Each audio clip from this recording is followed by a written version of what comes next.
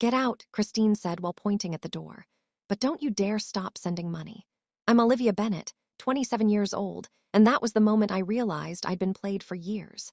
The living room still had Mom's handmade curtains hanging by the windows, but Christine had already removed every single family photo from the walls. She said they made the house feel cluttered. What she really meant was they reminded everyone this wasn't her house to begin with. For 6 long years, I'd been the one keeping the lights on, the mortgage payments, the homeowner's insurance, those thick property tax bills that came with official county stamps. I paid everything while juggling 3 part-time jobs and online classes. I thought I was honoring Mom's memory, protecting the house where she taught me to read on rainy afternoons. But really, I was just bankrolling Christine's comfortable life while she planned my exit. That night, something inside me clicked. I opened my laptop, logged into my bank account, and changed every single automatic payment to stop. No warnings, no announcements, just silence. Let the bills arrive. Let them stack up. Let's see how long her little kingdom survives without my money holding it together. Quick question before we continue. Where are you watching this from? Drop your city or country in the comments. Revenge Voice reads every comment and your story could be featured next. Mom passed away when I turned 21. Heart attack. No warning. One day she was here, the next day she wasn't. Dad completely fell apart.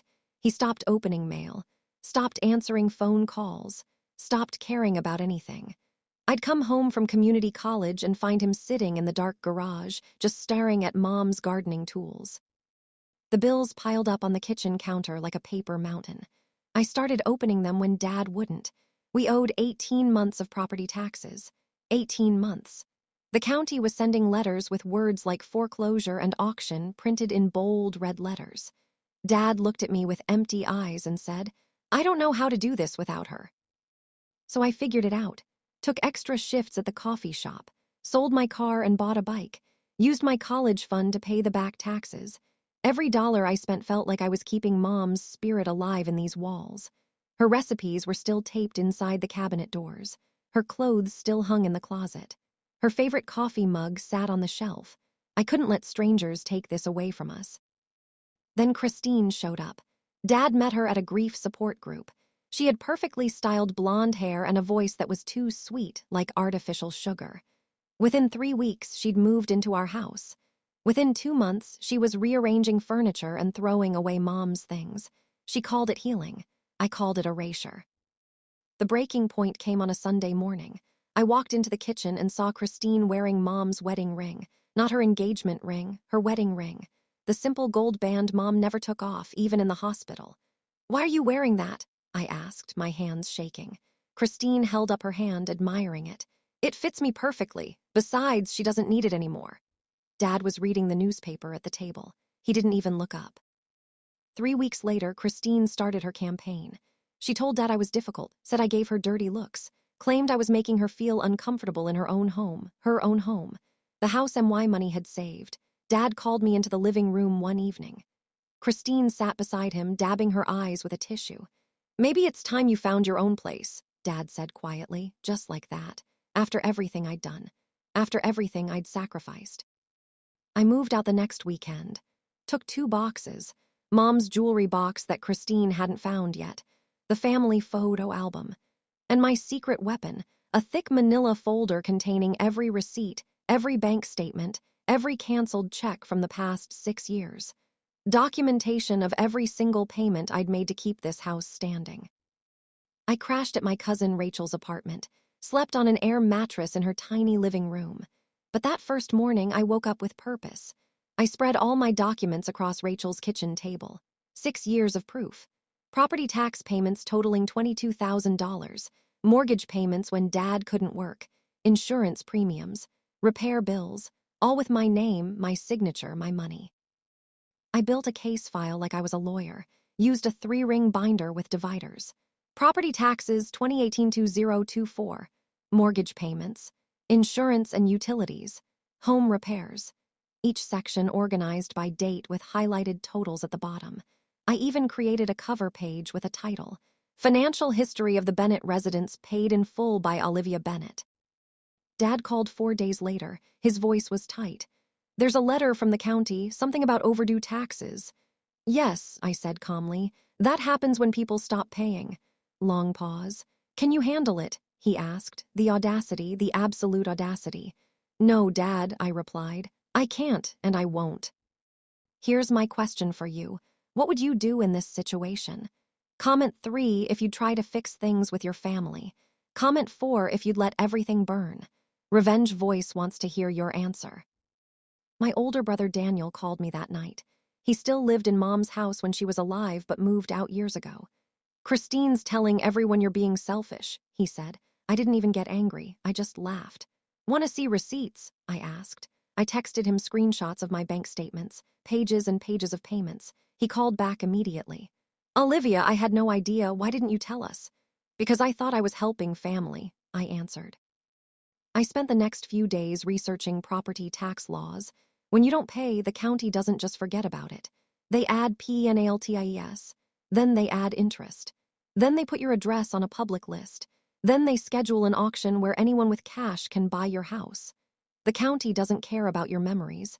They don't care about your dead mother's garden. They just want their money. I checked the auction calendar online. Sales happen twice a year, spring and fall. If Dad and Christine didn't pay within 60 days, our family home would appear on that list with a case number and a minimum bid amount. Strangers would tour the bedrooms. Investors would calculate profit margins in Mom's kitchen. And honestly, I felt nothing. Not my house anymore. Not my problem anymore.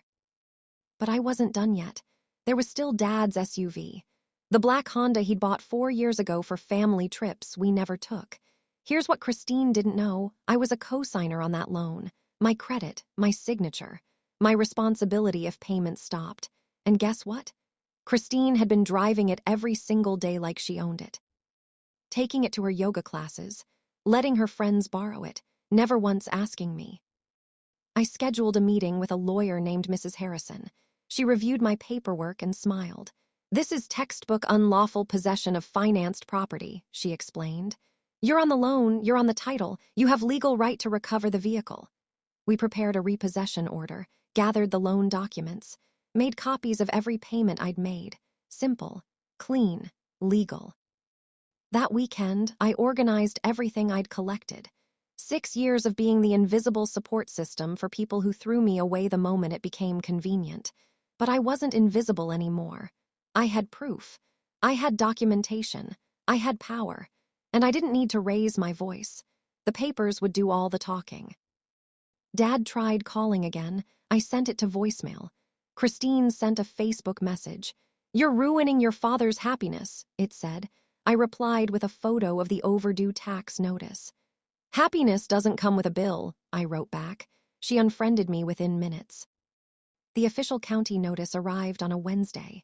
Big envelope. Official seal. Final notice before auction, printed across the top in red ink. Amount due, including penalties and interest, was now almost double the original tax bill. Payment deadline was 30 days away. At the bottom, in smaller print, property will be sold at public auction if payment is not received. 5 days later, a bright orange notice appeared on the front door. You couldn't miss it. Big letters. Delinquent property taxes. Our address. The parcel number. Contact information for the county treasurer. Mrs. Williams from across the street stopped her morning walk to stare. Mr. Jackson suddenly remembered he needed to check his mailbox. Shame travels faster than gossip in small neighborhoods. Dad called and I decided to answer. This is embarrassing, he started. Christine says this is your fault. I actually laughed out loud. Dad, this is literally the definition of your fault, I said. You stopped paying bills. The county sends notices. That's how reality works. He went quiet, then asked, can't you just help us one last time? Nope, I said simply. That bank is closed. Christine tried a different approach. She sent a long email, talked about family values and forgiveness and Christian duty. I replied with an attachment, my complete payment history formatted as a spreadsheet. Family values include gratitude, I wrote. Try showing some. She never responded. By the end of the week, another letter arrived. This one contained the actual auction listing. Date, time, location. Our house was number 17 on a list of 30 properties. between a foreclosed condo and an abandoned warehouse. I printed it out and highlighted our address with pink marker.